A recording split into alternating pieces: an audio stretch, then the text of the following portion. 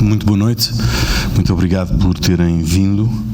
É um grande prazer para nós, penso que para o Ruben e para o Jaime Nogueira Pinto, estar aqui para esta conversa.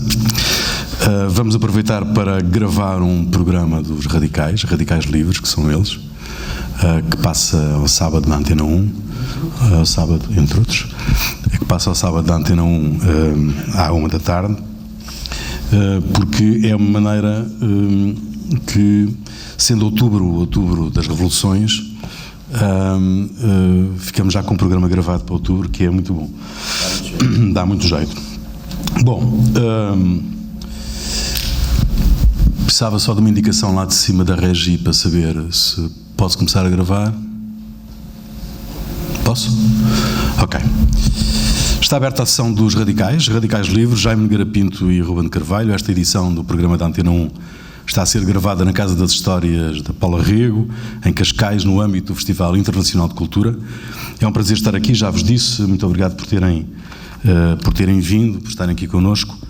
O mote para esta conversa é uma pergunta: ainda se fazem revoluções? A Revolução Russa faz 100 anos, estabeleceu um Estado que durou mais de 70 anos.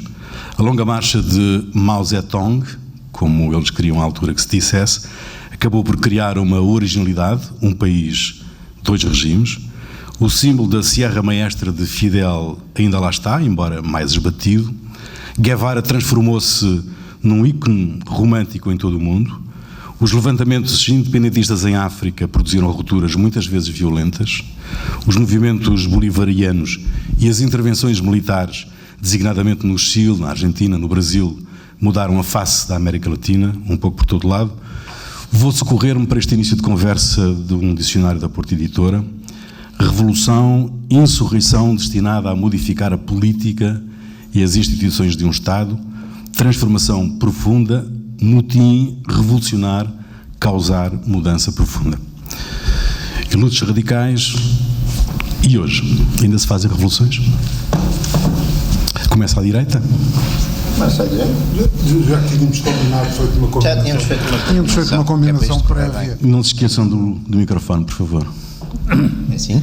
Tá? Tá. Bom, boa noite a todos. Eu acho que a primeira questão que aqui se levanta é qual é a origem das palavras. As palavras acho que são importantes. E a palavra revolução, que vem do latim revolutio, revolutionis, é uma palavra que tem a sua origem na astronomia.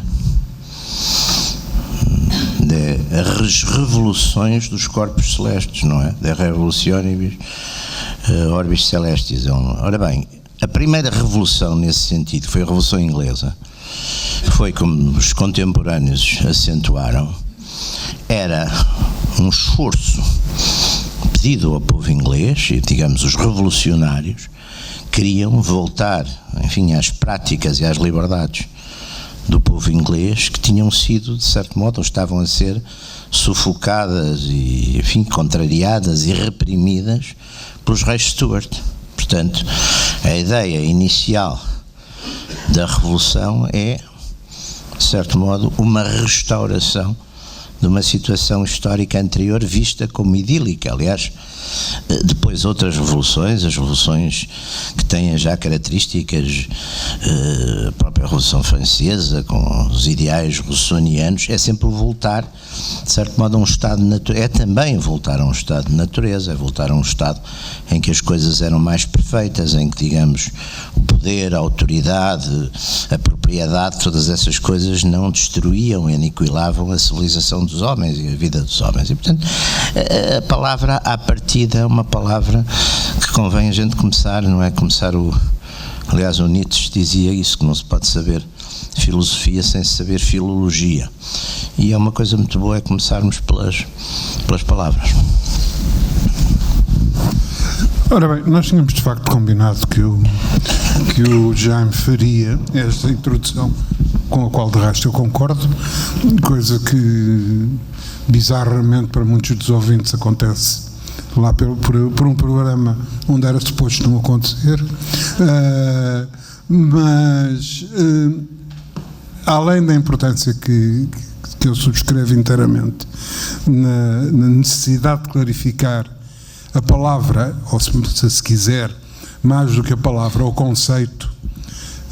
Eu, por exemplo, discordo completamente, e se fosse professor, faria um enorme banzé relativamente a essa definição do dicionário da Porto Editora, porque isto é reduzir um conceito a uma parte desse conceito e não, pelo contrário, dar-lhe a sua amplitude e todo o seu significado. Porque a questão é que, se nós verificarmos isso, digamos, a nossa linguagem de todos os dias é muito mais rica do que esta definição. Uma revolução é fundamentalmente uma mudança que se faz, embora, exatamente pela sua origem astronómica, tenda a ser uma mudança que é uma mudança circular, que é uma mudança de rotação, de revolução, no sentido rotação. Ora, acontece que todos nós os dias utilizamos a palavra revolução, e com toda a propriedade, para um conjunto de circunstâncias muito grandes que, na sua essência, introduziram modificações muito grandes no status quo ante, no que havia antes. Com toda a tranquilidade falamos na Revolução Industrial, com toda a tranquilidade falamos na Revolução Informática, na Revolução Eletrónica, na Revolução na Agricultura, etc. E digamos que isto não são figuras eufemísticas. Houve, efetivamente, uma mutação revolucionária, transformadora na agricultura, tal como houve na indústria, nas formas de energias e tantas outras coisas de caráter puramente material e objetivo. Ora, é evidente que todas estas modificações incidindo profundamente na vida da sociedade e das pessoas, alterando ou forçando a que se altere a sua organização prévia do ponto de vista político e do ponto de vista social. Há uma definição célebre que incorpora o marxismo-leninismo, que diz que as revoluções se dão quando a classe procedente já não consegue manter o seu poder e a classe explorada não está disposta a continuar a manter essa situação.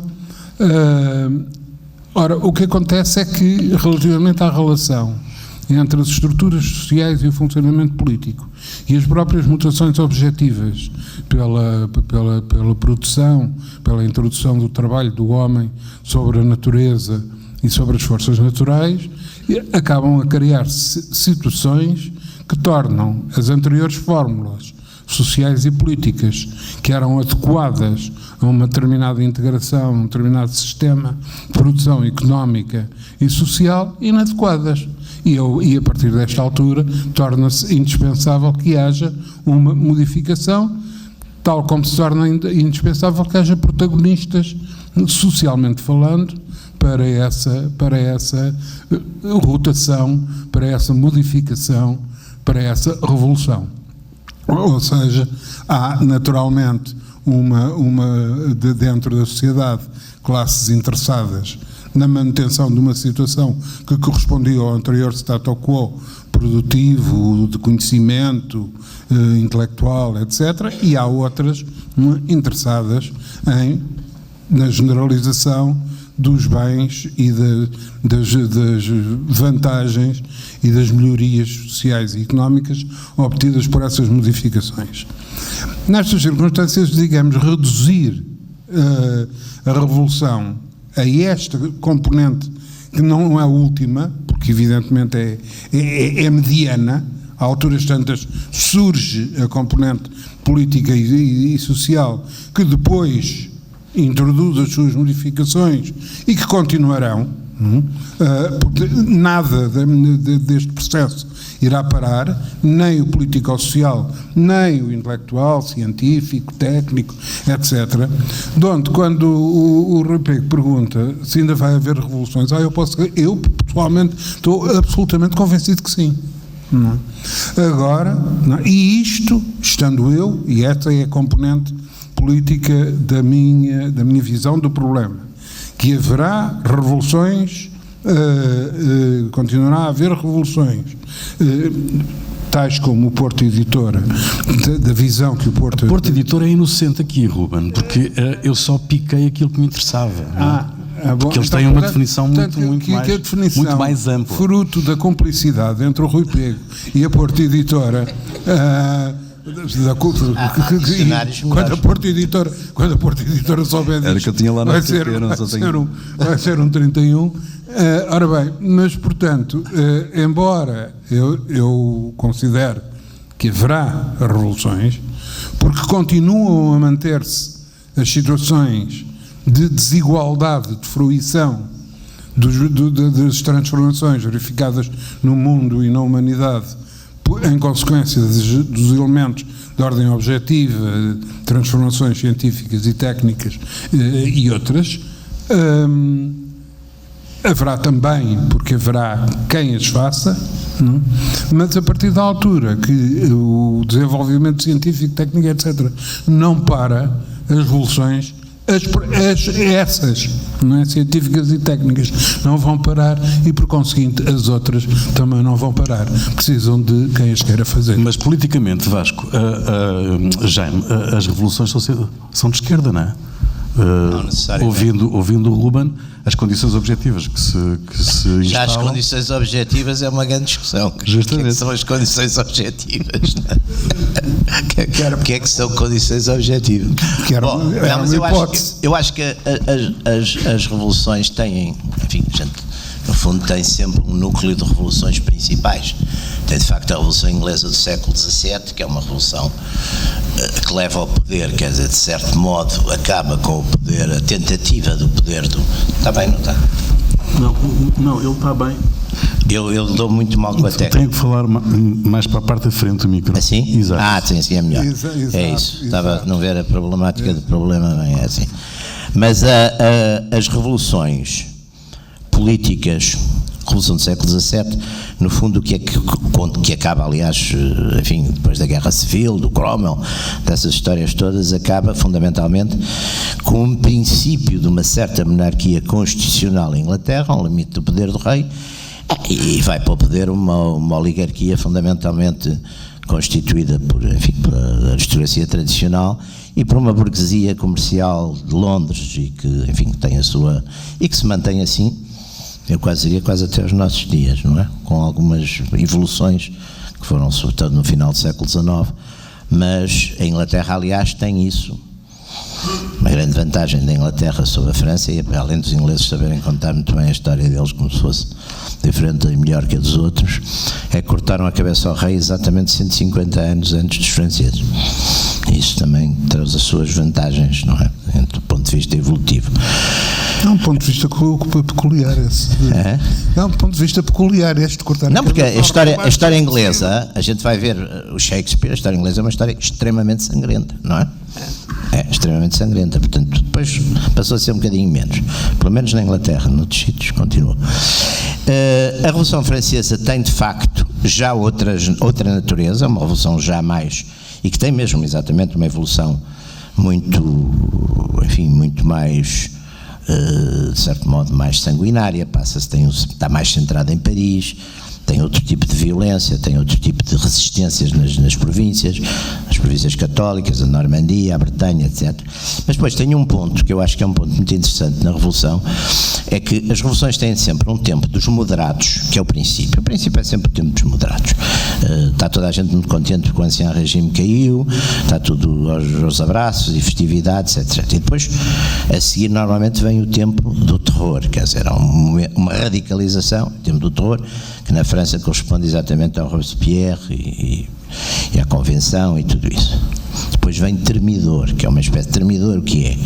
É dentro do próprio movimento revolucionário, há uns que param e pactuam normalmente com forças sobreviventes do ancião regime. Aliás, o modelo é mais ou menos esse que acontece. E depois há, digamos, uma estabilização, que a Inglaterra se deu, aliás, com o regresso do rei, do Carlos II, Na França foi o Napoleão que o fez. O Napoleão aproveitou o que era aproveitável do Ancien Regime e segurou o que era aproveitável da Revolução. Na Revolução Soviética há muita gente que diz que o Stalin fez exatamente o termidor. O termidor foi o Stalin, quer dizer, o Trotsky seria, digamos, o terrorista revolucionário, o Stalin fez o termidor. Portanto, há uns modelos nas revoluções. E depois também, o Ruben estava a falar nisso, também há aqui coisas importantes. Há revoluções que o conteúdo essencialmente foi político. A Revolução Inglesa, o conteúdo essencialmente é um conteúdo político. É, digamos, a aurora do liberalismo, mas a propriedade é completamente intocável e intocada, não é? A Revolução Francesa também é exatamente uma continuação, o fim do Ancien Regime é uma revolução política, mas num dado momento também a propriedade passa a ser completamente intocada, não é? E a Revolução Soviética tentou exatamente fazer, digamos, essa parte já da Revolução Económica. Curiosamente, os movimentos que, sobretudo a seguir à Revolução Soviética, surgiram como reação na Europa, nomeadamente o movimento fascista, o nacionalsocialismo, etc., também se consideraram revoluções. E até as próprias reações, digamos, autoritárias e de forças tradicionalistas também se chamaram revoluções. No fundo, a palavra soava bem, não é? Toda a gente queria, de facto, ser revolucionário. O radicalismo talvez máximo disso no século XX foi talvez a Revolução Chinesa, que até por ser produzida numa área muito mais, de certo modo, mais atrasada, e portanto Mao Tse-tung tem, por exemplo, coisas que do ponto de vista da tradição marxista são um bocadinho heréticas, não é? A ideia do campesinato, por exemplo, um fortíssimo anti-intelectualismo e depois também uma manipulação completamente maquiavélica, exatamente para manter o próprio poder, criar aquela ideia da revolução permanente em nome, digamos, de impedir exatamente a burocratização da revolução e, portanto, ir liquidando, digamos, sucessivas gerações ou grupos, não é? Por exemplo, a revolução cultural manipulando os estudantes, não é? Contra os professores. Porque era a ideia que o trabalho braçal, apesar de tudo, era muito mais nobre que o trabalho intelectual, portanto, pôr os professores a trabalhar nos campos, talvez não fosse mau às vezes, mas quer dizer, não fosse mau, mas não há dúvida que essas várias experiências de revoluções, mas eu concordo ali com um outro ponto que o Ruben chamou a atenção. Eu acho que as revoluções, aliás, estamos a assistir neste momento a uma revolução, a uma contra-revolução, que é o regresso, por exemplo, das identidades, é o regresso das fronteiras, é os limites à globalização que vêm da direita e que vêm da esquerda. Quer dizer, depois de termos passado, digamos, um quarto de século depois do fim da Guerra Fria, num entusiasmo globalizante e, enfim, do chamado internacionalismo liberal e globalizante, e o mundo era um só, levando exatamente a condições, aliás, parecidas com as que o Marx examinou na sua obra no século XIX, e uma certa reabilitação de algumas teses marxistas. Estamos a ver agora, exatamente em reação a isso, estes fenómenos que se chamam para aí os populismos. Eu acho que o populismo é sobretudo a popularidade dos outros, quer dizer, é isso, não é muito mais que isso. Mas esses fenómenos de populismos e outros, ou seja, fenómenos, digamos, anti-globalização que estamos a observar em variedíssimos sítios, vindo de diferentíssimos movimentos do ponto de vista ideológico, são também, a seu modo, são também revoluções. Ruben, sim. Bom, há uma definição técnica para se caracterizar uma revolução? Com certeza que há uma questão de encontrar um dicionário da Porto Editora ou de qualquer outra editora que nos há de fornecer uma. Mas olha, há um dicionário sobre isso, que já agora aproveito para dizer, porque até colaborei, que é um dicionário Polis. Devo dizer que estive a consultar o Polis esta noite por causa exatamente deste evento e também não fica particularmente satisfeito. Não, mas eu não sou. Revolução não é meu, eu fiz direita e esquerda. Eu nesse dicionário fiz a direita e a esquerda. Muito bem. Já não foi pouco. O tratamento deve ter levado à esquerda. Ora bem. É um tratamento, não, porque o meu querido amigo José Miguel Júdice foi quem organizou esse dicionário, e é um grande amigo, é um velho amigo, foi quem organizou a parte política desse dicionário. Disse-me: pá, tu fazes a direita e o Souto Maior Cardia faz a esquerda. Eu disse: isso não é possível. Como são conceitos de relação, ou dás ao São Tomé Cardia à esquerda e à direita, ou dás-me a minha direita e à esquerda, senão não funciona. E assim foi. De forma inteiramente isenta. Ora bem, em relação a algumas coisas que o Jaime disse, eu julgo que requerem alguma especificação. Uma primeira, desde logo, é a diferença de que depois permite ao Jaime retirar uma conclusão que é possível, mas que requer alguma clarificação anterior. Efetivamente, a Revolução Inglesa deu-se 150 anos antes da Revolução Francesa. Ora, isto de imediato implica que os protagonistas sociais da Revolução Inglesa não são os mesmos inteiramente da Revolução Francesa. A Inglaterra não era, na altura do período do regresso dos Stuart, não era de forma nenhuma uma sociedade em geral. Não estamos aqui, evidentemente, que a sociedade inglesa nunca seria como a sociedade francesa, da mesma forma que a sociedade francesa nunca seria como a espanhola ou como a russa. Não é isso que está em causa. Do ponto de vista, digamos, de evolução histórica. Em termos de evolução histórica, é evidente que há traços relativamente transversais na evolução das sociedades, diferindo fundamentalmente pela passagem do tempo e pela evolução dos elementos objetivos que condicionam a vida das sociedades. Desculpe, Rui, o que é que o dicionário da Porta Editora dá sobre condições objetivas? Não consultei. Não diz nada. Ignorava. Felizmente nós nos íamos meter desta alhada. Ora bem, mas é uma pergunta à qual vocês podem responder, que é: quais são as condições objetivas que conduzem à revolução? À produção do puto. Há uma que é importantíssima, que é o Gutenberg. Além do Porta Editora, tem muitas outras importâncias. Ora bem, mas o que é que me parece importante aqui sublinhar? É que o conflito revolucionário de inglês que se designa pela Revolução Inglesa e de que temos vindo a falar é mais uma vez um conflito entre uma nascente classe proprietária com um determinado tipo de visão da economia e da vida, que tem que ver, fundamentalmente, não ainda, embora com uma nascente industrialização, que tem que ver fundamentalmente com a criação do império. E com o comércio internacional. É o chip money.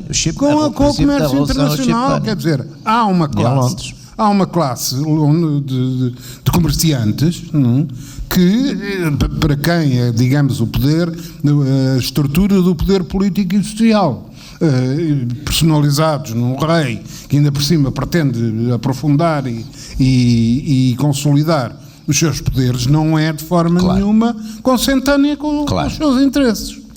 Ora, na Revolução Francesa já não é isto que se passa. O conflito social é muito mais profundo. Já não é apenas, digamos, para utilizar um termo que é como o objetivo e como o subjetivo. Também dava aqui uma zaragata, nunca mais acaba. Mas não é propriamente apenas a burguesia comercial e industrial nascente, e já com algum desenvolvimento em França, mas também uma componente de proletários, de proletarização, de início de proletários renascentes da Revolução Industrial, nomeadamente nas grandes cidades mais industrializadas, e nomeadamente Paris. Em Paris, onde há aliás, o professor Borges Macedo tinha uma teoria sobre as revoluções que eu acho que é muito interessante. Ele dizia sempre que sem grande cidade não há revolução. Quer dizer, a grande cidade é fundamental porque cria uma massa já queria uma massa disponível para a Revolução, que em Paris tinha 700 mil habitantes na altura da Revolução, mas tinha, os revolucionários andam 15 a 20 mil, mas que estão lá sempre. Quer dizer, para haver 15 a 20 mil desocupados, aliás, a evolução, nesse aspecto, o Lefebvre aprofunda muito as modificações verificadas durante a Idade Média com o aparecimento da cidade, o fenómeno urbano, o fenómeno da concentração urbana, por motivos tão imediatos e tão compreensíveis como esta, a concentração de pessoas, o número de pessoas completamente diferente da pulverização inerente à produção rural e à disseminação rural. Embora no campo e na Idade Média houvesse a jacquerie, e na Rússia até fazem até ao cego aquele steppe razino. E na Saxónia houve os Bauernkrieg, etc. Portanto, aliás, digamos, é aí que eu acho que é um bocado discutível fazer, digamos, esta crónica das revoluções, começando pela inglesa, e depois passando para a francesa. Sim, porque há aqueles levantamentos todos dos camponeses no século XVI na Alemanha. Espartaquistas, a Bauernkrieg, coisas semelhantes, etc. Qual é que é a grande diferença? É que eles se perderam. Não? Quase todos foram perdendo. São revoluções que, como perderam, efetivamente não introduziram visível e violentamente grandes modificações que pretenderam, geraram instabilidade, geraram evidentemente modificações, porque as classes precedentes foram obrigadas, para atenuar os elementos de conflito e de contradição, a tomar medidas, mas não houve uma alteração de protagonização do poder e da questão da propriedade. Embora, por exemplo, a questão da propriedade já, enquanto na Revolução Inglesa é absolutamente intocável. Absolutamente. Na Revolução Francesa não é evidentemente a questão da Revolução Soviética, mas a abordagem do problema da propriedade já é feita. Já há certas leis síndicas, aquela lei já há questões, já há uma abordagem diferente da inamovibilidade da propriedade, aliás, processo que inclusivamente se concretiza depois numa rápida evolução paralela ao termidor da conspiração dos iguais do Babeuf. Não, e depois o Napoleão, por exemplo, a questão de quando Napoleão faz um bocadinho o seu termidor, digamos, termina o termidor e toma conta de poder, uma das coisas que não voltam para trás, por exemplo, é a questão dos bens do clero, é a questão dos os compradores dos bens nacionais são, de certo modo, e daí nasce uma nova classe, que aliás o Balzac apanhou muito bem. Isso também aconteceu, por exemplo, em Portugal. Claro, em 1934. Uma das grandes transformações. Portugal, sem ter havido uma mudança de conceitos do conceito de propriedade, mas há uma translação de bens das medidas do Mozinho da Silveira, na altura da Guerra Civil. Ora bem, portanto, o que é que as duas coisas que eu pretendia dizer é que o problema de quando acontece o quê é condicionante das coisas, digamos, porque é condicionante porque as situações objetivas de caráter material, de caráter produtivo, etc., são diferentes, de onde socialmente, de onde ideologicamente, de onde culturalmente, de onde politicamente, também são diferentes. Daí que o processo revolucionário confinado à questão da ordem política e social que parece fazer as delícias portuenses, pelo menos ao nível dos dicionários, é evidente que aqui aparece de uma forma que é,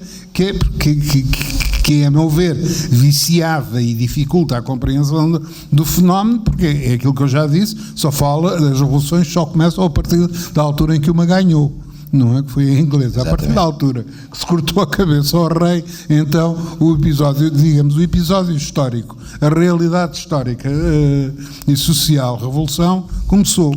não é inteiramente assim, não é? Porque as guerras camponesas da Saxónia, as sublevações... Sim, as revoltas de escravos no Império Romano. As revoltas camponesas na Rússia. Mas não há revoltas... E isto mantendo uma visão europeísta da questão, porque, por exemplo, mesmo já que é outro que só no século XX se pegou nessa questão, e ainda hoje, o penúltimo programa falámos nisso, que ainda hoje é que é a questão, por exemplo, da escravatura, que foi também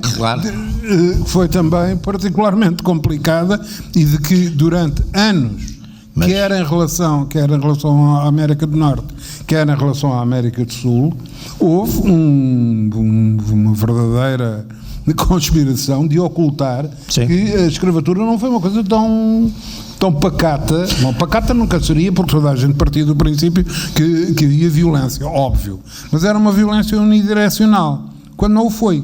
Não é? Em muitas circunstâncias, quer nos Estados Unidos, quer no Brasil. No Brasil havia os quilombos, havia os quilombos de refugiados. No Caribe também. Sim. Etc.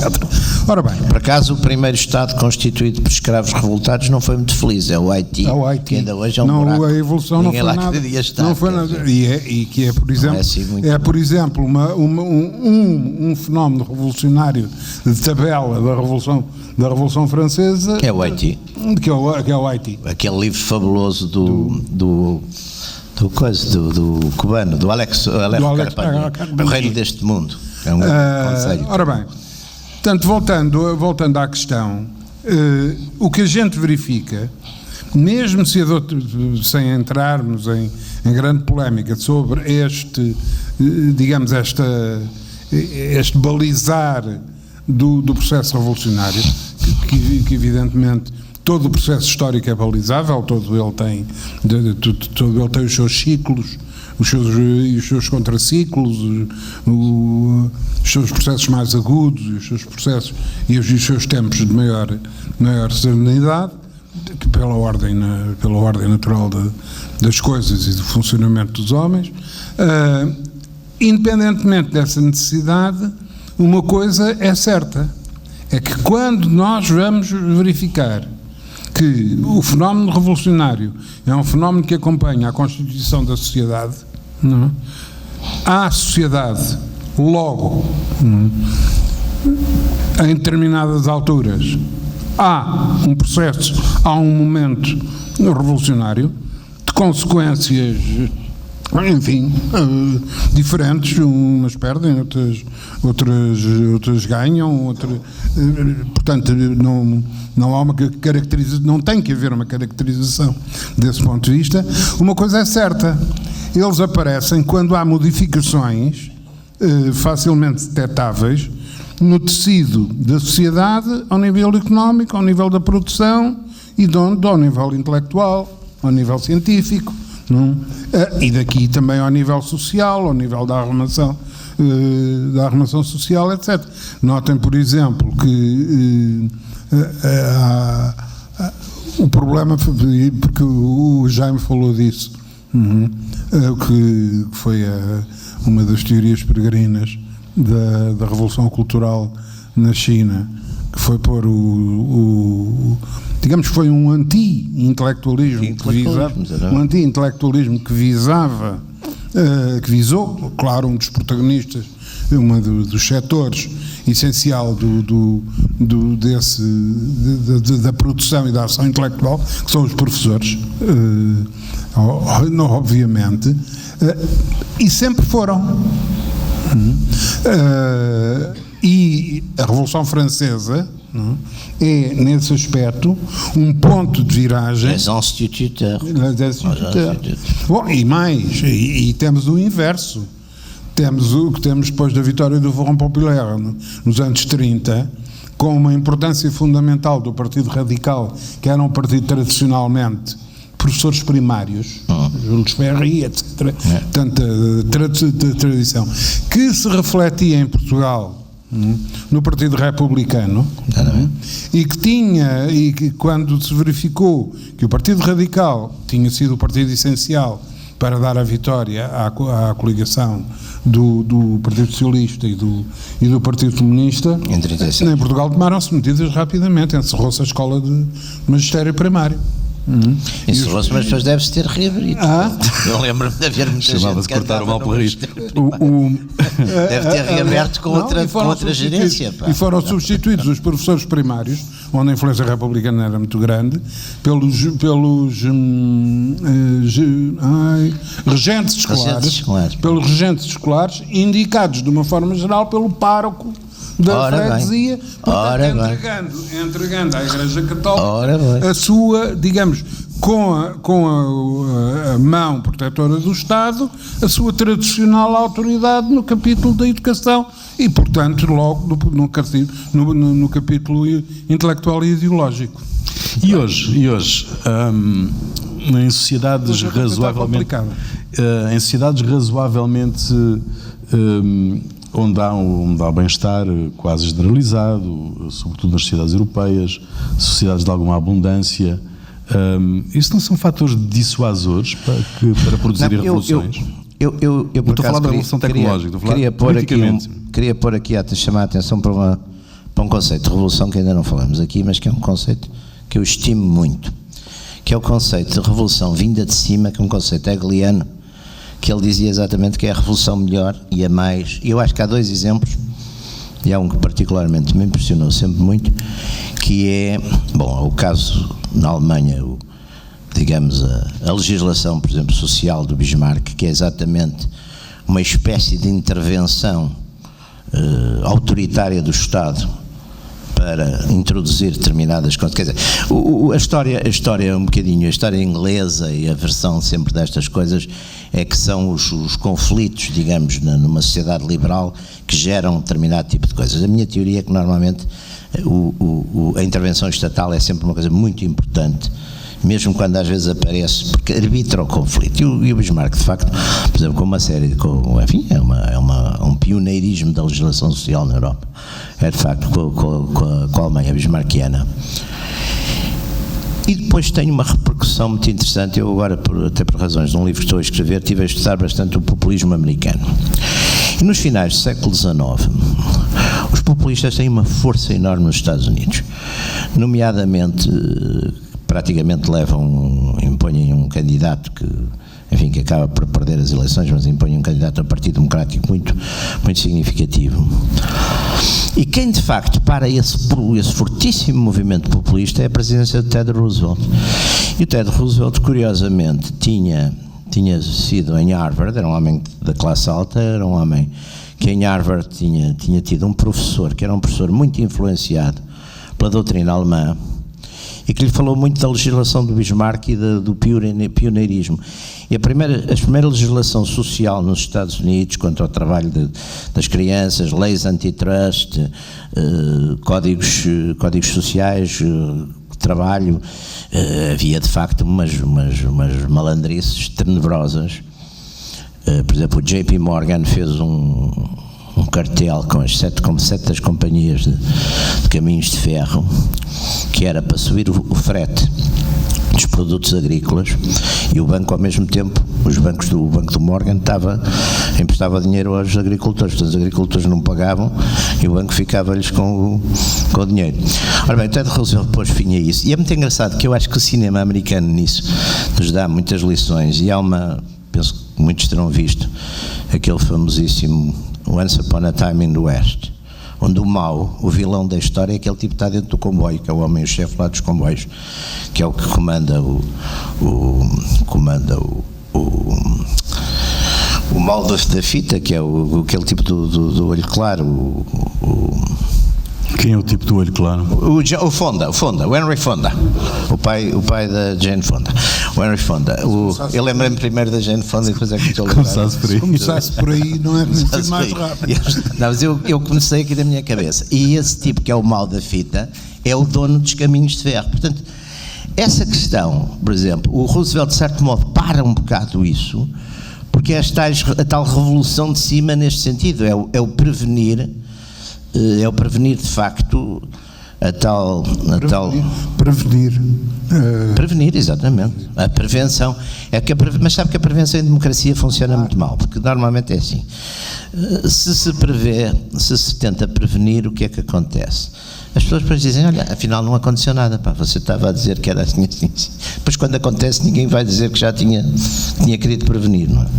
Mas esse ponto, e depois também a questão das condições objetivas. Eu não tenho, mas eu acho que é mais a percepção das condições. Ou seja, por exemplo, não há memória de revoltas dos escravos dos faraós que faziam as pirâmides. Foi uma coisa que sempre me pôs perplexo. Não sei se você também. Não há, porque se houvesse eles tinham registado lá nos hieroglifos. Não há. E é difícil imaginar uma condição pior que essa. Bom. As revoltas, por exemplo, na antiguidade, quem são? Revoltas de gladiadores, mas apesar de tudo, o gladiador era já uma espécie de classe média, de baixa classe média do proletariado. Penso que aí a questão é outra, quer dizer, a idade média de um escravo dos faraós, da construção de Gizé, etc, andava à volta de 28 anos. Pois. Não, mas a idade média até muito tarde era essa, pá, a maior parte da mortalidade. E eu admito que isto já... Mas com 28 anos já se podiam ter revoltado, pá. Tinham tempo, se tivessem... Aliás, é a melhor altura para se revoltarem, pá. Não somos agora, quanto aos outros, quanto aos gladiadores, há um problema aí, a meu ver, diferente e completamente característico, que é a situação de criar uma milícia armada e, digamos, destra do ponto de vista do manuseio das armas, fora de qualquer corpo militar. Claro. E entretanto... E é também um bocadinho, a gente também não falou nisso, eu acho que é importante, que é a questão da romântica da Revolução, não é? Porque, aliás, penso que o Marx era um grande admirador do Spartacus, não é? Que lá está, para quem se preocupava tanto com condições objetivas, é curioso. Há um texto muito curioso da Rosa Luxemburgo sobre isso, pela adoção para a facção do Partido Comunista Alemão, que faz a Revolta 18, espartaquistas, por causa em relação ao Spartacus. Nós estamos praticamente no final do programa e eu vou insistir outra vez. E hoje com algum divórcio entre os cidadãos e os partidos políticos, alguma crise de representatividade que existe, isso não pode ser um fator que venha a incendiar e a produzir uma revolução?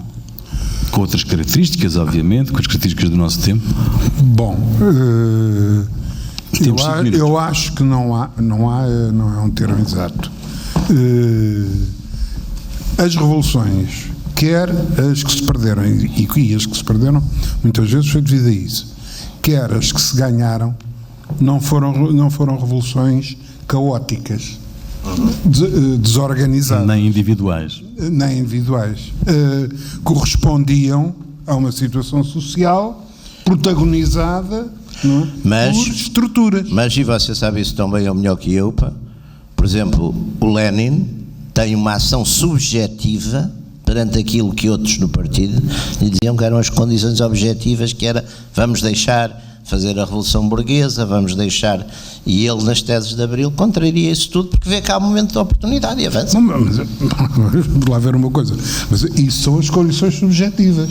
Claro. Ora bem, mas eu quando falo em condições objetivas, é a subjetividade. Quando falo em condições objetivas, implica logo a seguir que admite a existência de condições subjetivas. Claro. E é óbvio, e aliás, isto que eu acabei de dizer, do fator orgânico, do fator estrutural no processo revolucionário, tem muito que ver exatamente com a componente subjetiva. Com a vontade do homem. Com a vontade, o pensamento, a teorização, a elaboração sobre a realidade, sobre a oportunidade, sobre o tempo, etc. Ora bem, por conseguinte, o facto de a situação de tensão hoje em muitas partes do mundo gerar um clima de tensão generalizado, não é só por si suficiente para gerar um clima revolucionário.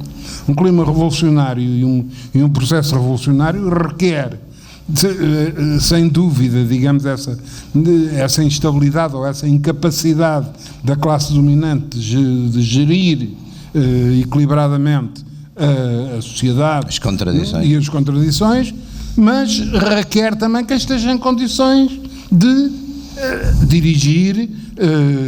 Isso implica organização e uma vanguarda? Não, e há um ponto aí que do meu ponto de vista significa. E eu acho que é aqui um ponto também que eu acho que modernamente é muito complicado, quer dizer, não determina a isso, força material do Estado hoje é muito maior, quer dizer, no tempo da Revolução Francesa e mesmo até na primeira metade do século XIX, era possível civis armados, assim um bocadinho agarrados no coisa, opor-se ao Estado, à força material do Estado. Hoje não é, quer dizer, porque hoje um índice quer para as coisas, para os helicanhões e para todas essas coisas, já há 100 anos as metralhadoras, uma força equipada, militar equipada e disciplinada, quer dizer, os civis armados a irem buscar coisas a casa não servia para nada. Quer dizer, a última vez que isso apareceu foi nas revoluções de 48, não é? Tão bem contadas pelo Victor Hugo, mas logo a seguir o Haussmann abriu as ruas de Paris, não é? E passou para a tropa manobrar e nunca mais foi possível fazer revoluções dessas. E resolveu a questão. Portanto, essa questão da força material do Estado hoje também é muito importante na questão. E outra coisa que eu também acho muito importante, o modelo democrático, com aquela ideia de que todos têm oportunidade de não sei o quê, também é um grande dissuasor do uso da força. Também isso é relativamente importante. Mas, Jaime, o que me dá a ideia, para responder aqui ao Rui, o que me dá a ideia é que eu, quando falo, eu só falei aqui uma vez hoje em proletariado. Eu também nem falei em burguesia. Ora bem, mas o que eu quero dizer é que as novas situações de conflito e de inadequação das sociedades que se verifica que existem também hão de criar, inevitavelmente, novos protagonistas, sim, seja, não é, para tentar manter as sociedades no status quo que existem, quer para protagonizar a contestação, claro, e a destruição disso. Claro. Eu não faço a mínima ideia de dizer, é perfeitamente, digamos, não é realista supor que uma classe operária pensada nos moldes do século XIX, onde os metalúrgicos têm um papel fundamental, onde os ferroviários são essenciais, onde os tipógrafos são uma vanguarda, claro, particularíssima, etc, etc, etc. Pensar que será um núcleo deste teor em 2030, o que for, não estão umas maquinetas, agora a fazer isso. O que evidentemente não é preciso estar particularmente atento para verificar que há setores que as próprias mutações tecnológicas e científicas geraram, cujas manifestações de descontentamento hoje são profundíssimas. Elegem o Trump, por exemplo. Por hipótese. Mas não tem uma base ideológica, era isso que eu ia perguntar. Não tem uma base ideológica. Exato. Bom, nós estamos no final mesmo deste programa. Está aqui encerrada mais uma sessão dos Radicais Livres. Jaime Nogueira Pinto e Ruben Carvalho, voltamos de hoje a 8 dias. Pausa. E agora, acho que há umas folhas por aí.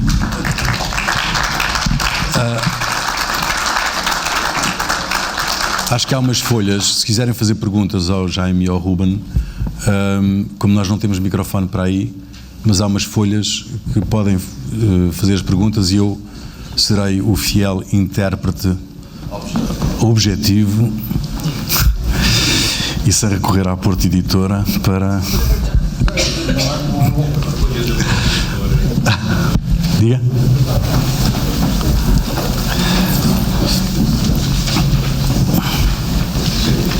Se me for dando, eu...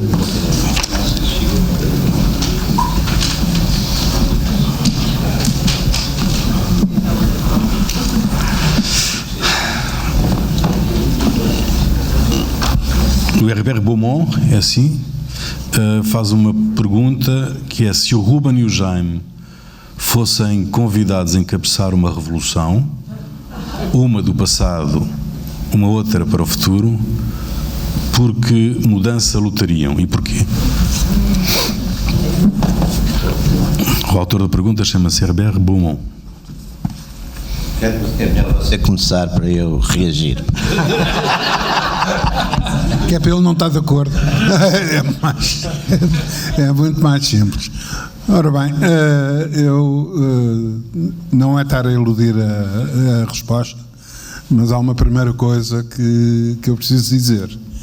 É que em circunstância nenhuma eu acredito, e isso nunca condicionou a minha intervenção ou o meu pensamento, a minha reflexão política, de que haja uma individualização na revolução.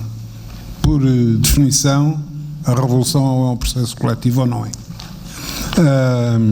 Portanto, eu nunca me veria em qualquer situação em que o Marechal Saldanha se viu muitas vezes, porque de 15 em 15 dias era convidado para fazer uma revolta qualquer e de uma forma geral fazia. Pelo menos fez várias e incomodou bastante gente. Mas, digamos, integrar-me num processo tendente à realização de uma revolução e à luta por ela, isso naturalmente que o faria, que o fiz e o faço na minha vida. E se me perguntar o que é que para mim é mais importante, continua a ser no fundo um problema, que é um problema antigo de todos os processos revolucionários e da própria democracia, que é o problema da propriedade e da exploração, do trabalho do homem pelo homem. Continua a ser, em meu entender, o problema fundamental e não resolvido no mundo em geral. Note que, do meu ponto de vista, e isto é uma polémica que nos levaria aqui a várias horas de debate, a trilogia da liberdade, igualdade, fraternidade levou, e ainda hoje leva à discussão sobre se liberdade e igualdade são compatíveis, são duas realidades sociais compatíveis. Ora, eu considero que se trata de um artifício, de certa forma, de argumentação, porque o problema não reside aí, reside no Estatuto da Propriedade Individual, nomeadamente dos meios de produção, da terra e dos restantes meios de produção, e, por outro lado, do princípio da exploração do homem pelo homem, ou seja, do homem não ser remunerado, do trabalho não ser remunerado pela real criação de valor que realiza. Ora, estes seriam, como são, de resto, os objetivos que me levariam, como levaram, de resto, a entrar e a participar, nas tentativas inerentes a um processo revolucionário. Queria dizer-lhe só uma coisa. Eu, como não sou, o meu posicionamento em relação a uma revolução não é de que a revolução ou se faz toda ou não vale a pena fazer. Eu acho que tudo aquilo que conflua para a melhoria da situação, para a melhoria do bem-estar de todos aqueles que são prejudicados pelo status quo existente é útil, e a experiência diz-me que não se consegue sem luta, que não se consegue sem intervenção dos próprios, e que essa luta é sempre, de uma forma ou de outra, confluente a curto ou a longo prazo, com modificações de caráter mais profundo da sociedade e das suas organizações sociais. Bom, meu ponto de partida básico é que a natureza humana não muda.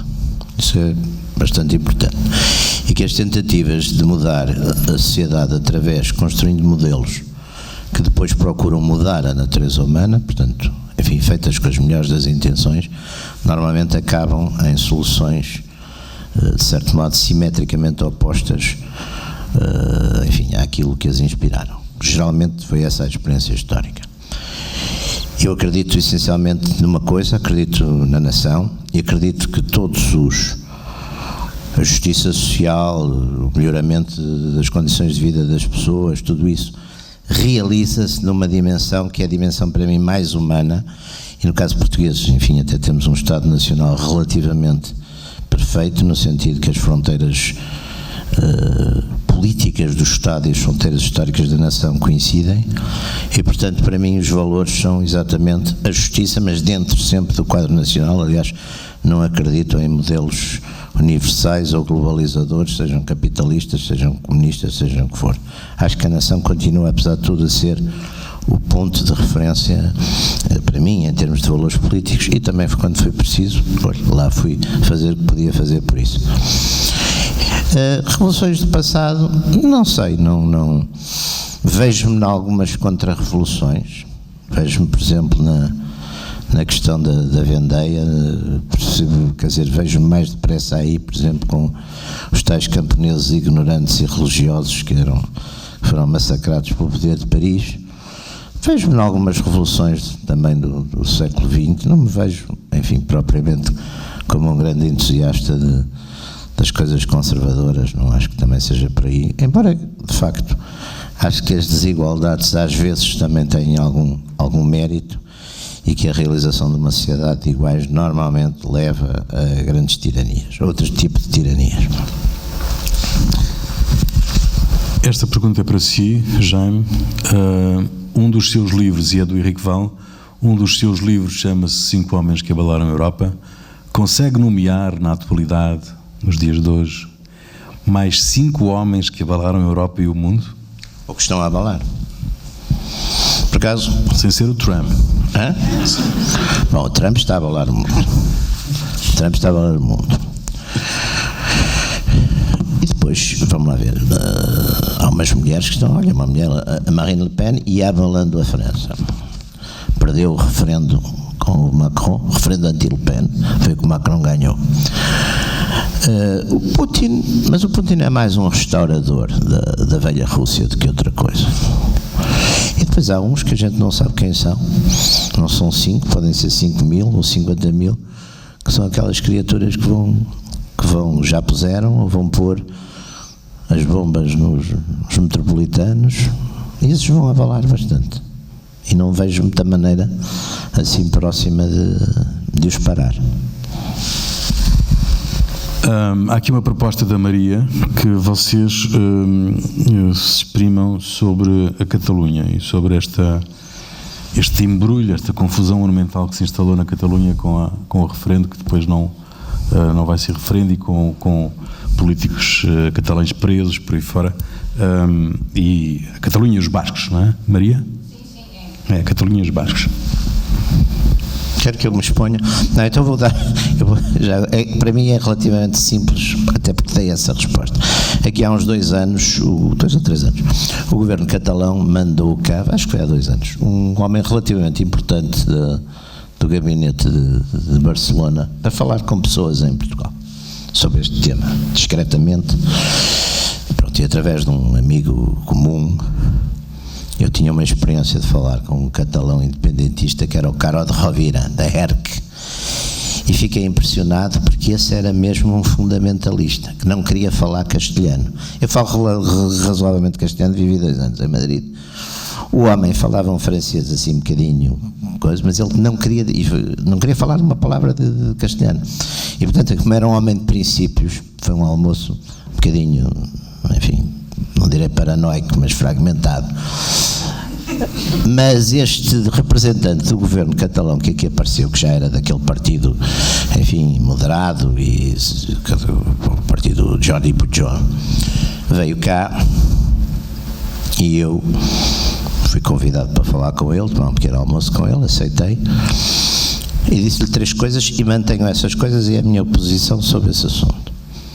Primeiro, agradeci-lhe e disse-lhe: olha, eu estou aqui porque em 1640, quando nós nos revoltamos contra o rei Filipe IV e o conde Duque de Olivares, eles decidiram que era prioritário dominar a vossa revolta da Catalunha, que já estava em curso, e duraram cerca de 4 ou 5 anos, e esses 4 ou 5 anos deram-nos oportunidade de nos armarmos, prepararmos e enfrentá-los quando eles vieram em 1644 pela primeira vez.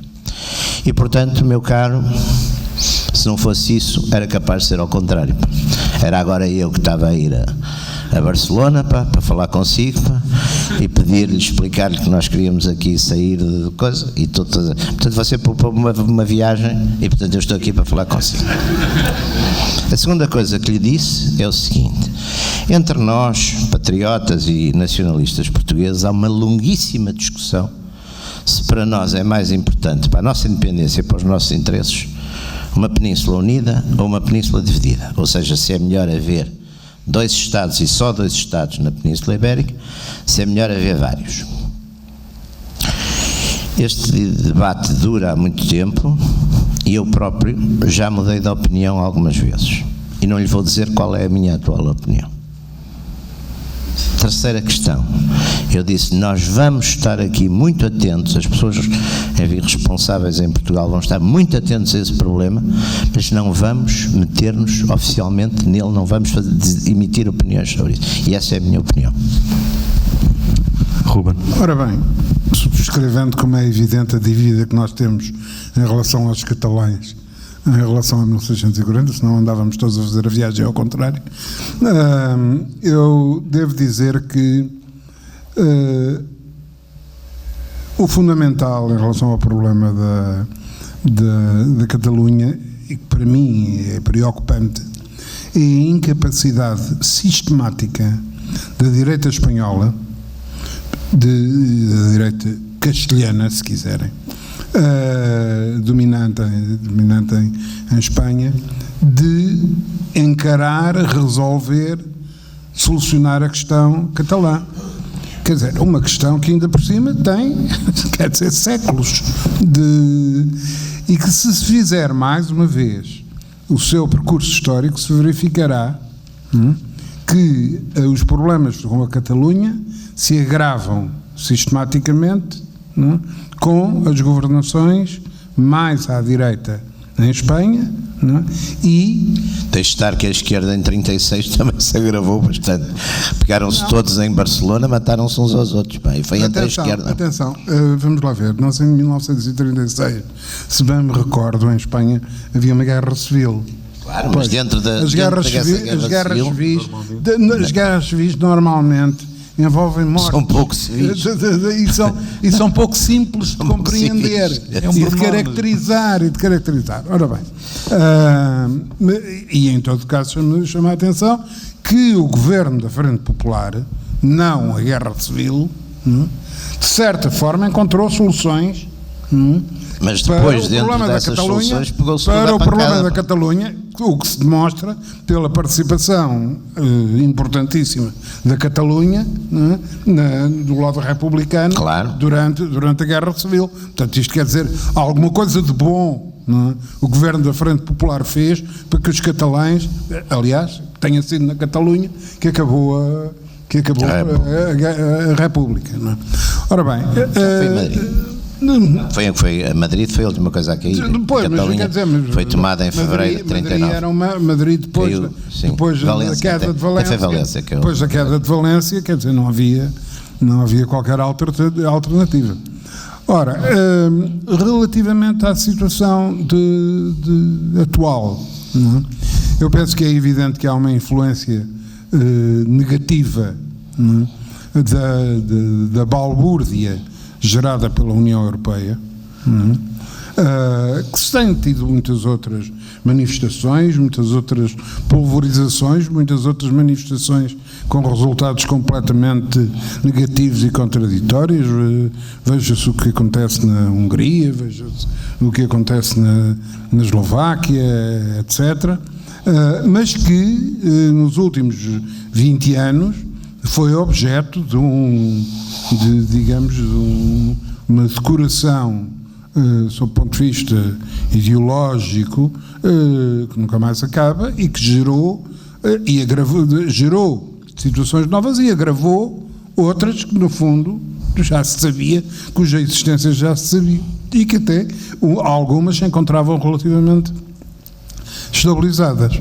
Não penso que as últimas soluções presentemente da altura, mais uma vez, aquilo que penso que nos deixa a todos um bocado estarrecidos são as imagens e o que isto revela de forma de resolver os problemas e forma de encarar os problemas de ver guardas civis a serem só resgatados. Exato. Não, e a serem, e por outro lado, a andarem a transportar autocolantes, não é? E caixas de votos. Quer dizer, não me parece que em nenhuma circunstância isto corresponda a uma visão e uma intervenção, independentemente do problema que for, correta e adequada por parte do poder. Vindo de onde vem, não fico particularmente surpreendido. Bom, temos aqui mais duas perguntas. Esta é do José Luís Andrade e é para o Ruben. Vou tentar perceber a letra. Substituir o explorador explorado pelo opressor oprimido na fórmula definida de revolução, a glasnost foi uma revolução? Não, em meu entender, não foi uma revolução, a não ser, e aqui é pura e simplesmente um artifício de linguagem, se a gente entender que uma contra-revolução é, por definição, uma revolução ao contrário. Uma revolução também, quer dizer, se assim for, eu direi mas, que... sabe uma coisa, o Salazar dizia que não, que uma contra-revolução não era uma revolução ao contrário, não era? Isso é natural que ele dissesse isso, mas eu cito poucas vezes o Salazar, confesso. E por outro lado, cito porque não tenho muita coisa para citar, não é por mas nenhum outro motivo. Mas se quiser fazer um esforço, ajuda. Portanto, desse ponto de vista, claro, foi a destruição de uma revolução. Portanto, quer dizer, poder-se-á dizer destruir uma revolução só se faz com outra revolução. Bom, desse ponto de vista, sim. Agora, se atribuirmos ao termo revolução, mesmo, lá voltamos à Porta Editora, sem, digamos, o quadro de alteração das figuras, num sentido que é em qualquer dos Estados um sentido de progresso, um sentido de avanço, de ida em frente, então é evidente não é o que aconteceu. O que aconteceu, eu costumo dizer que a glasnost na União Soviética, na ex-União Soviética, foi o maior MBO da história do capitalismo, o management buyout da história do capitalismo, porque o que aconteceu, de uma forma geral, é que os gerentes, os dirigentes das grandes empresas nomeadas pelo Estado, das empresas do Estado Soviético, que constituíam a base da economia soviética, digamos, com o apoio do aparelho de Estado, se apropriaram delas, são hoje os donos, em moldes completamente diferentes delas. O capitalismo está-se a dar mais ou menos o contrário, quer dizer, os gestores estão a passar a mandar-nos bom, mas é que note uma coisa, Jaime, eles eram os gestores.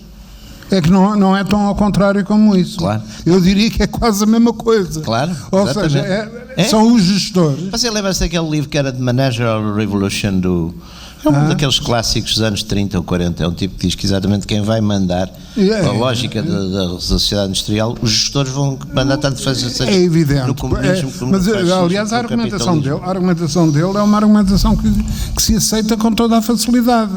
Como é que o indivíduo, não é? Aliás, o que hoje acontece ET, nomeadamente nos Estados Unidos e também na Europa, é até um fenómeno um pouco diferente. É que os gestores, em primeiro lugar, estão lá. Quem toma as decisões, quem gera, sim, não de são facto, os acionistas. são eles. Não são os acionistas que estão patrão que já pulverizados, não é? Quer dizer, não há tradicional. Claro, não há um são os patrão fundos. tradicional. Mas há uma agravante. O francês, o livro do francês do Piketty. do Piketty é muito interessante nesse aspecto, porque chama a atenção para um segundo fenómeno, que são, a partir, nomeadamente, dos anos 50, 60, os salários verdadeiramente principescos, e incluindo participações no capital. Exatamente. Destes gestores. E o processo a que hoje se está a assistir é que estes gestores se estão a transformar não apenas nos gestores que eram, mas nos proprietários efetivos da própria empresa. Exatamente. Porque como a dinâmica das empresas reduz a quantidade de capital, está muito pulverizado, não é preciso ter 51% para dominar a empresa. Sim, a maior parte dos núcleos duros das grandes multinacionais são 4, 5% chega 4, 5% chega para mandar no multinacional. Ora, se nós, a alturas tantas, temos gerentes, não é, que ganham, que têm como ordenado anual o que um acionista da mesma empresa não ganhará em toda a sua vida em dividendos. Pobres capitalistas, podemos dizer.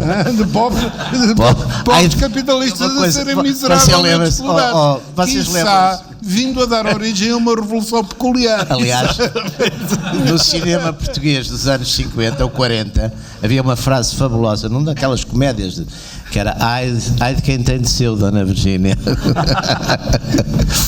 Eu acho que é um bocadinho, podíamos começar ai de quem tem de seu.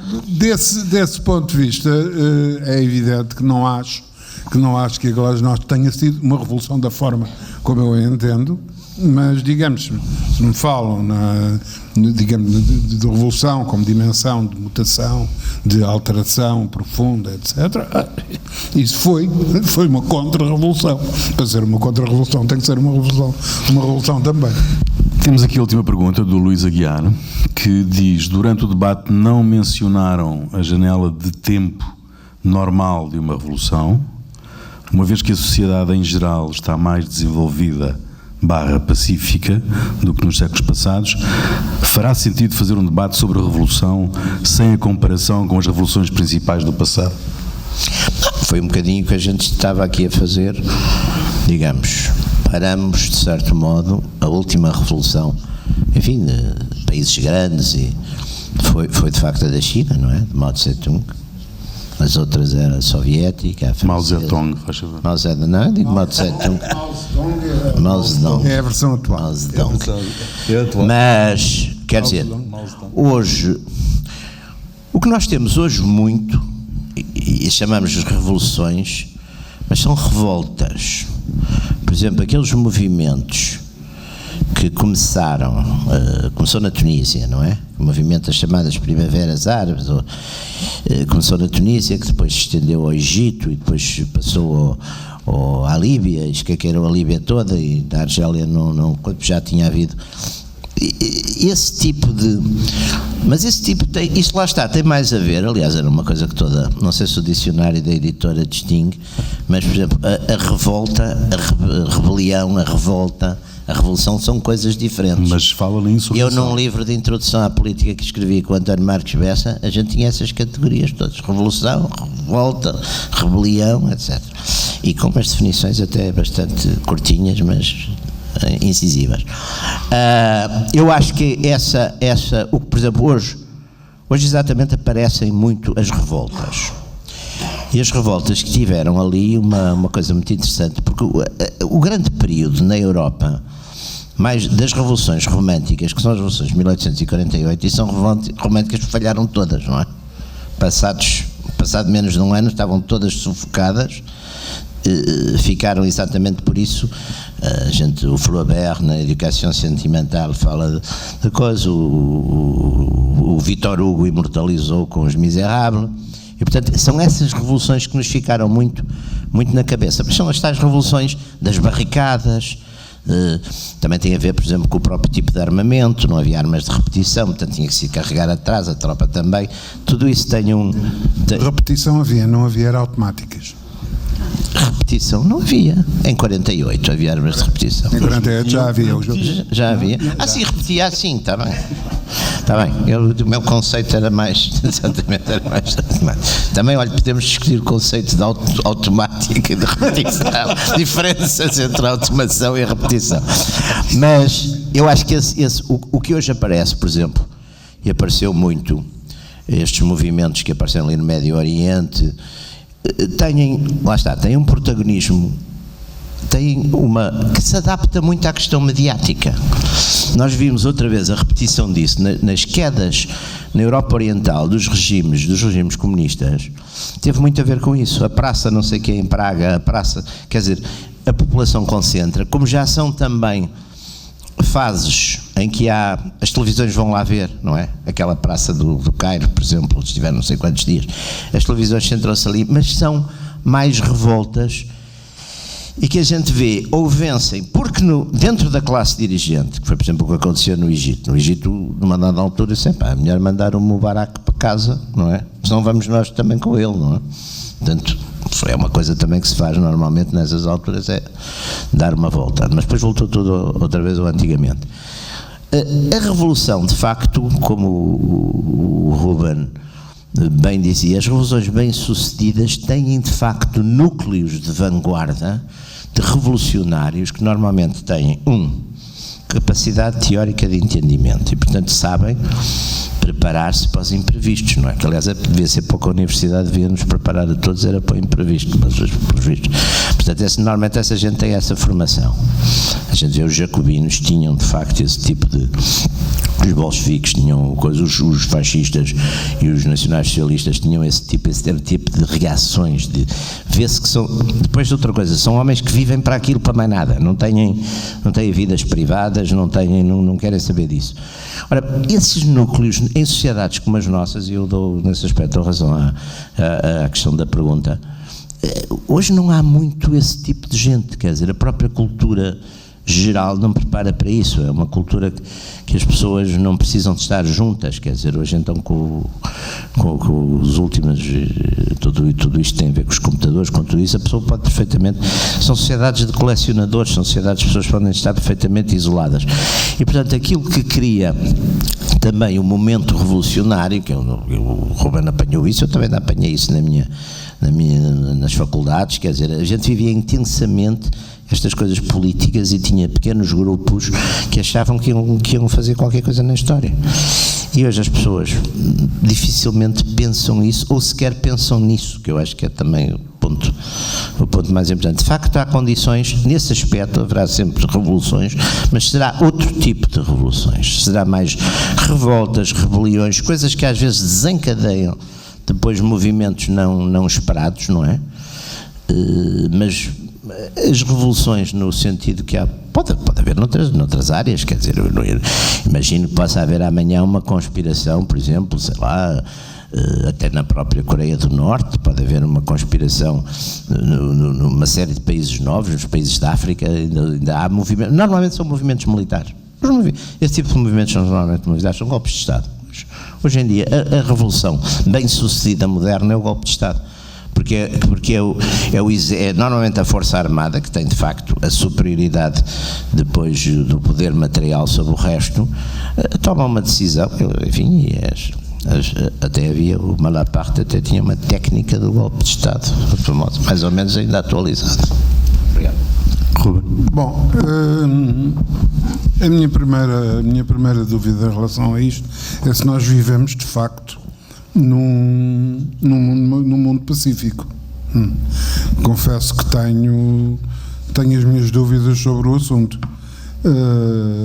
É evidente que o problema é termos de comparação e mantém-se, enfim, na nossa imaginação e na nossa consciência e felizmente na consciência de grande parte da humanidade, a dimensão da Guerra de 39-45, da Segunda Guerra. não é? Como o padrão historicamente real, não é? Do maior conflito que a humanidade viveu e aquele que mais custou à humanidade. Ora, dessa dimensão e com essas características, não é? De facto poder-se-á dizer que desde 1945 não é? temos um mundo mais pacífico.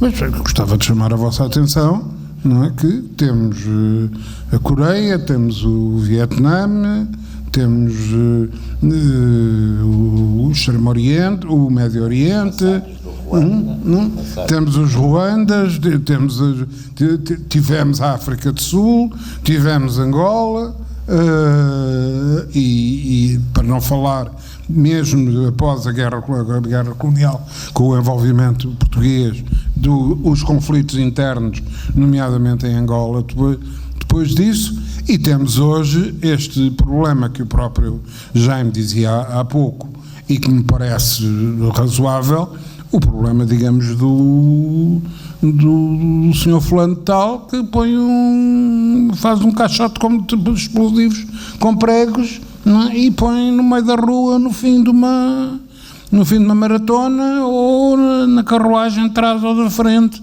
de um comboio. Ora, isto tem, a meu ver, duas consequências. Para já é o introduzir, da mesma forma que a guerra introduz, a violência no cotidiano das sociedades.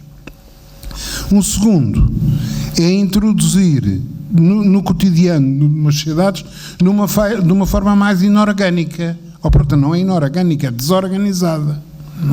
Porque enquanto a guerra, apesar de tudo, tem uma componente organizada, alterada na última guerra, em 39-45, com os bombardeamentos civis, dos bombardeamentos das cidades, até aí, quer dizer, as guerras passavam-se, tinham o seu ciclo normal e resolviam-se em batalhas, não é? Até 39-45, no fundo, elas continuaram a resolver-se em batalhas, só que em batalhas de dimensões incomparáveis com as anteriores, que demoravam no máximo 3-4 dias, não é? E na guerra 39-45 duravam, não é, anos. E na Grande Guerra já a Verdun, por exemplo. E já a Verdun, mas digamos, o máximo até é atingido de facto em 39-45, Stalingrado, Kursk, etc. A Inglaterra, a Grã-Bretanha, etc. Ora bem, o que me parece desse ponto de vista, e há aqui uma coisa que o Jaime diz e que eu acho que ele tem bastante razão, é que há um aspecto, há uma série de aspectos que deram aos Estados constituídos, ao poder político constituído nos Estados, através dos exércitos nacionais, uma força que é inteiramente nova. Notem que o estudo da evolução do armamento, e curiosamente não estamos a falar digamos, o problema do armamento atómico, é um problema de outra dimensão, do ponto de vista político, do ponto de vista humano, do ponto de vista social. Estamos a falar do armamento convencional, não é? O armamento convencional, eu vou-vos citar o mais inesperado dos testemunhos sobre o assunto. O único sobrevivente do grupo do Lampião, do cangaceiro brasileiro, numa entrevista muito longa que deu e que é um clássico do estudo do bandoleirismo social e do cangaço, tem um largo parágrafo a explicar que o que venceu o cangaço não foi a repressão, foi a metralhadora. Claro. Porque eles a lutarem com espingardas contra metralhadoras, isto acabou com o cangaço. Ora, estas situações multiplicam-se hoje por as mais variadas coisas, bombas de fragmentação, minas sofisticadíssimas, armas portáteis. E outra coisa, que é, nomeadamente em relação aos Estados Unidos, uma disseminação de um tipo de armamento altamente sofisticado, mas que não tem uma disseminação socialmente uniforme, como é evidente. Não? Digamos, é caracterizada a forma de posse individual desse armamento, tal como é politicamente determinado a posse coletiva ao nível dos exércitos desse armamento. É evidente que a partir daqui a concepção tradicional, romântica, se quiser, da Revolução sofre alterações materiais. Já voltamos nós à questão das condições objetivas. Quer dizer, uma espingarda com uma Mauser que leva 5 tiros de cada vez e é preciso puxar a culatra atrás para disparar cada um. É pesada, não, é pesada, mas isso do peso são todas. Comparada, não é?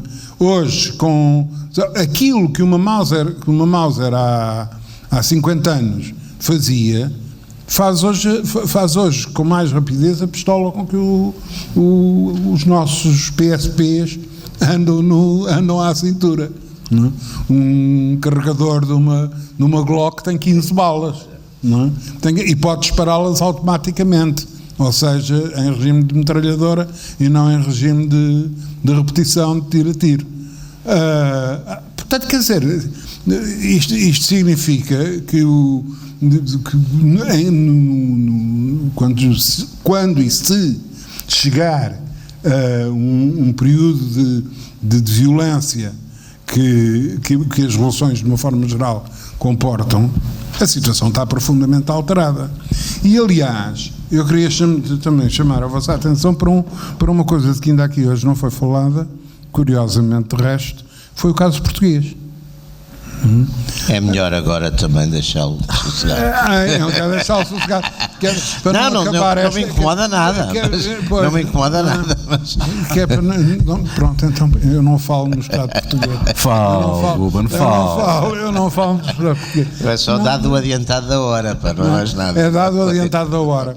É que é a única coisa em que a gente se pega, de facto. É no adiantado da hora.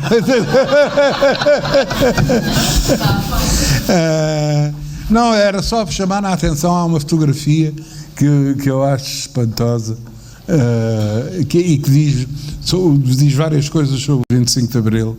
O 25 de Abril propriamente dito. E eu estou-me a referir ao dia 25 de Abril e, portanto, ao derrulamento do fascismo. Que, atenção, pois, não é regime autoritário. Não houve. Foi coisa que a gente cá não houve. Regime autoritário. Foi um regime autoritário, pacatamente. Nacional autoritário. Sempre lhe dá um brunido. Mas o regime salazarista, que é uma coisa neutra. A gente já chegou à conclusão que o melhor é ir para estas coisas neutras. Em vez de, para não dizer guerra colonial e dizer guerra de ultramar, a gente diz guerra da África. Porque é evidente que foi colonial e é evidente que foi África. Sabes? Assim fazemos. A gente desenvolveu uma certa técnica para estas coisas. É assim tipo Ministério dos Negócios Estrangeiros. Mas, ora bem, essa fotografia, relativamente ao dia 25 de Abril, é uma fotografia que é uma fotografia tirada de cima, que está ao pé do Teatro Trindade, naquela zona do Largo Bordal Pinheiro, Teatro de Trindade, etc., onde está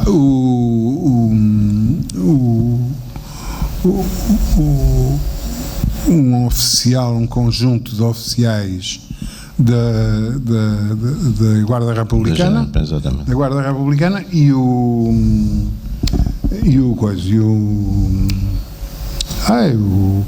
Salgueiro Maia. O Salgueiro Maia. Depois de ter parado no semáforo. Depois de ter parado no semáforo ou antes de ter parado? Não. Porque há uma situação, é a situação mais melindrosa que o Salgueiro Maia, do ponto de vista militar, nesse dia atravessa, que é quando ele está no Carmo, numa situação completamente bicuda, que se lhe dá força, por outro lado lhe atira, que é completamente cercado pela população, portanto restringindo muito a sua capacidade de memória. Tem dentro do Carmo a Guarda Republicana, e ainda está o Dr. Marcelo. E tem a Guarda Republicana também no Largo de Camões.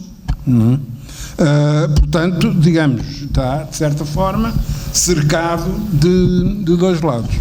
Mas a fotografia tem uma coisa extremamente curiosa, que está o Salgueiro Maia, vestido com a farda que é no Exército, a farda número 3, com que eles estavam todos, a farda verde de combate, não é o camuflado, mas era a farda de combate, e com a arma que todos tinham, que eram G3. Então os 3 oficiais da Guarda Republicana com Mauser, não é? Que era a arma da Guarda Republicana. Não é? Ora, só este pormenor de a força mais fiel ao regime, e no fundo a única, tirando Cavalaria 7, com a saída aqueles regimentos de confiança, Lanceiros 2, Cavalaria 2 e Caçadores 5. Não, Caçadores 5 nessa altura já não era. Já não havia Caçadores 5. Caçadores 5 já não era. Acabava por ser Cavalaria 7. Eu gostava de lembrar. Avançava por ser Cavalaria 7 fundamentalmente, e também os Lanceiros, que também eram os vizinhos da frente. Ora bem, a força estruturada e com mais capacidade para intervir, e que, digamos, sem tiroteio embora, interveio, foi a Guarda Republicana. Em matéria de equipamento, à partida, estava em completa inferioridade. Portanto, a não intervenção da Guarda Republicana é, entre outras coisas, uma pura manifestação de bom senso militar. Bom senso e falta de ordens também. Falta de ordens. As ordens, aí a respeito das ordens, o Ministro do Exército, do Marcelo Caetano, é o General André de Silva, tem uma conversa com o brigadeiro que estava no Largo do Carmo, que é gravada e foi transmitida pelo Rádio Clube Português, existe, aliás, em gravação, em que ele pergunta ao brigadeiro Brigadeiro Junqueira Reis, não é? Junqueira dos Reis. Está bem que eu sei também coisas de Portugal, também sei. Pergunta ao brigadeiro Junqueira dos Reis, que lhe diz que está cercado, está no Carmo, tem dois carros blindados, mas não se consegue movimentar porque está rodeado de população que só não o hostiliza porque estão convencidos que está do outro lado. E que a única solução que vê são meios aéreos. O Andrade e Silva responde que meios aéreos não vê, porque evidentemente meios aéreos tinham o mesmo problema, matavam toda a gente, um helicanhão ou qualquer outra coisa, e a resposta ao que o Ministro diz o Junqueira dos Reis diz, o Ministro diz, meios aéreos não vejo muito bem, e diz-lhe o Junqueira dos Reis, bom, então, eu posso tentar forçar, mas acho que não vai resultar. E diz o Ministro do outro lado, então o que é que havemos de fazer? E esta é a última posição militar. É a última posição mas sabe uma coisa muito curiosa, e é mesmo para acabar, porque agora acho que é um pormenor que tem muito interesse. Eu estudei bastante as revoluções, até porque escrevi um livro sobre a Primeira República, e estudei com algum pormenor as revoltas e revoluções militares da Primeira República, que são muitas. Há baixas quando há civis armados. As revoluções que se passam unicamente entre militares, há normalmente uma espécie de negociação, aliás, enfim, como uma corporação militar, as pessoas conhecem-se, e há normalmente uma negociação e não chega a haver enfrentamentos. 5 de outubro 5 de dezembro do Sidónio, o outro ao contrário contra o Sidónio, a Revolução de 1914. É sempre que há civis armados, o 7 de Fevereiro, sempre que há civis armados, são militantes políticos, são pessoas, portanto, que vão para a Revolução convencidos, aí há mortes, há baixas. Quando é apenas uma coisa militar, aliás, há uma frase extraordinária, muito divertida, de um que o Huntington cita, né? Aquela história que é um general russo, que diz: as guerras estragam os exércitos. E há outra frase também ótima de generais também do século XIX, mas esses já não são russos, são franceses: a ver se esta guerra acaba e vamos, mas é para umas boas manobras militares. Muito obrigado, foi um prazer.